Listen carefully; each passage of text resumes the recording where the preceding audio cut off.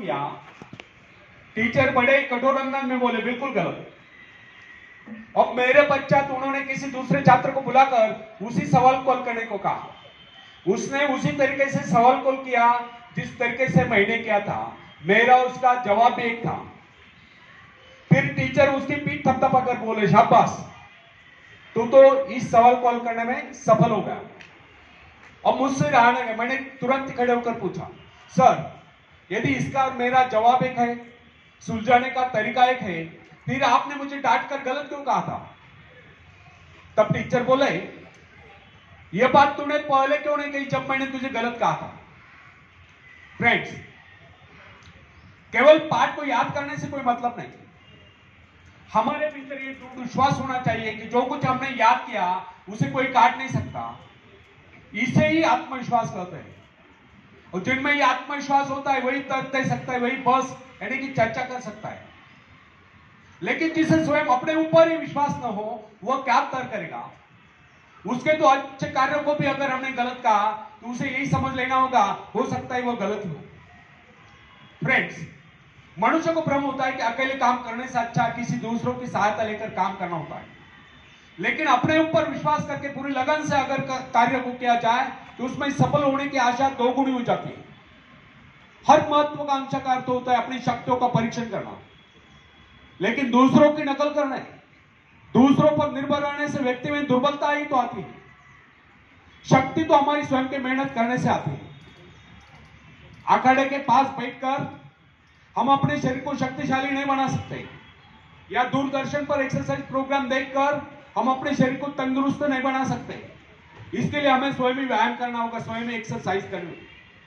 Friends, यदि आप जीवन में सफलता चाहते हैं तो इसके लिए आपको स्वयं ही प्रयास करना होगा, स्वयं ही उस रास्ते पर चलना होगा जो आपको उन्नति को ले जाता है। और वो रास्ता है आत्मविश्वास का। अपनी शक्ति को पहचान कर ही आप सफलता प्राप्त कर सकते हैं, या अपनी योग्यताओं को पहचान कर ही आप सफलता प्राप्त कर सकते हैं। मगर यदि आप ये सोचते हो कि संसार में कोई दूसरा व्यक्ति काम कर रहे और सफलता हमें प्राप्त हो, तो ऐसे कैसे हो सकता है? जो लोग बच्चों को इस प्रकार जीवन क्षेत्र में उतरना चाहते हैं कि वे बिना किसी संघर्ष के, बिना कोई कष्ट उठाए आगे बढ़े, तो वे उनकी राह में कांटे बिछाते हैं।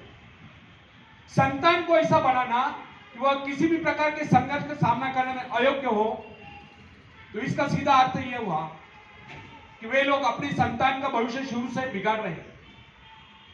संतान को सुख और ऐश के झूले में झुलाने वाले मां बाप संतान के सबसे बड़े दुश्मन होते हैं। दूसरों की तो छोड़ो, वे स्वयं को पहुंचाने की जहमत या स्वयं को पहुंचाने के कष्ट भी उठाने नहीं देते। बच्चों को भी समझना चाहिए, स्वर्ग जाने के इच्छुक को स्वयं ही मरना पड़ता है। स्वर्ग वही जाएगा जो मरेगा, दूसरा कोई नहीं जा सकता। इसी प्रकार जीवन का सच्चा आनंद वही पाएगा जो अपनी आत्मा की शक्ति को पहचानेगा। फ्रेंड्स, यदि आप जीवन में सफलता चाहते हैं, यदि आप किसी कार्य में कामयाबी चाहते हो, तो उसके पीछे अपनी पूरी शक्ति लगा देना। नवयुवकों का या नवयुवतियों का स्वभाव ही होता है जानना, सीखना, अनुसरण करना। लेकिन अगर उनके अभिभावकों द्वारा या मां बाप के द्वारा बचपन से ही सारे इशारा देकर उन्हें जीवन संघर्ष के लिए हतोत्साहित किया गया हो, निराश किया गया हो, तो इसका परिणाम यह निकलता है कि वे अकेले चलना ही भूल जाते हैं। उनकी हालत पैसा के ऊपर चलने वाली हो जाती है। फिर तमाम उम्र वे बिना किसी सहारे के चले नहीं पाते। इसलिए फ्रेंड्स, यदि जीवन में कुछ करना चाहते हो, कुछ बनना चाहते हो, तो अपनी सहायता स्वयं करें। किसी की सिफारिश या प्रभाव से आगे बढ़ने के प्रयत्न आपके भविष्य को नष्ट कर देंगे। स्वयं को इस योग्य बनाओ कि आपको किसी दूसरों से सहायता की आवश्यकता ही ना हो। अपने भीतर अथाह साहस और विश्वास जगाइए। आनंद तो उसी उन्नति में आता है जो स्वयं के द्वारा प्राप्त हो। दूसरों के भरोसे, उनकी सहायता से आगे बढ़कर अपने को अपंग बनाने का क्या उपाय हो सकता है? इससे तो मनुष्य की अपनी सारी शक्तियां दम तोड़ देती है, अपनी बुद्धि कुंद हो जाती है। जो दूसरों की सहायता का मोहताज बना रहता है, जो अपना हाथ तक नहीं ला सकता, वो क्या कर सकता है? वो जीवन भर दूसरों का मोहताज बना रहेगा। ना उनमें आत्मविश्वास आता है, ना वे स्वयं के भरोसे आगे बढ़ पाते हैं। उनका तो भविष्य ही अंधकारमय होता है।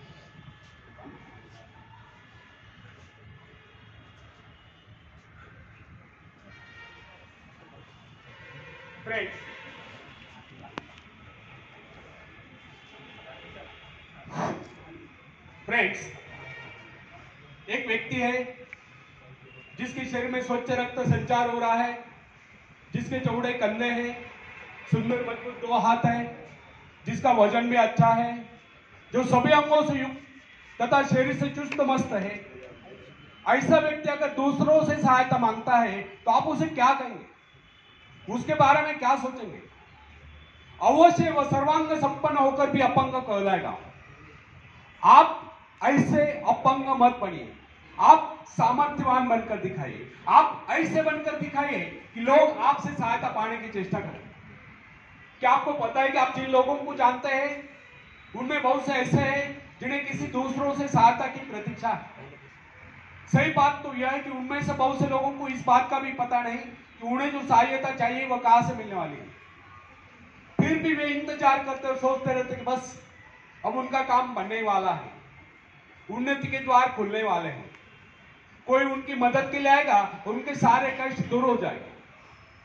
क्या ऐसा संभव है? वास्तव में कोई किसी की सहायता करता है? ऐसे सोचने वालों ने अपने गिरबान में जाकर देखना चाहिए कि क्या उन्होंने किसी दूसरों की कितनी सहायता की, उन्होंने आज तक किसकी कितनी मदद की। क्या कोई ऐसा व्यक्ति है जो कहे कि उन्होंने उसे सहायता की थी इसलिए वह आज उन्नति की चोटी पर है?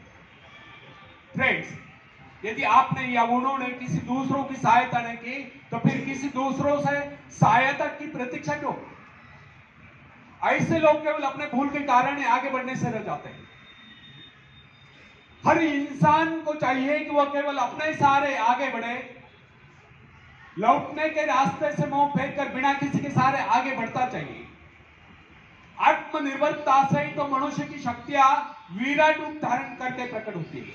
आत्मविश्वास ही सफलता की नींव है। इसी आत्मविश्वास के सहारे हम दूसरों की सहायता करने में सफल हो सकते हैं।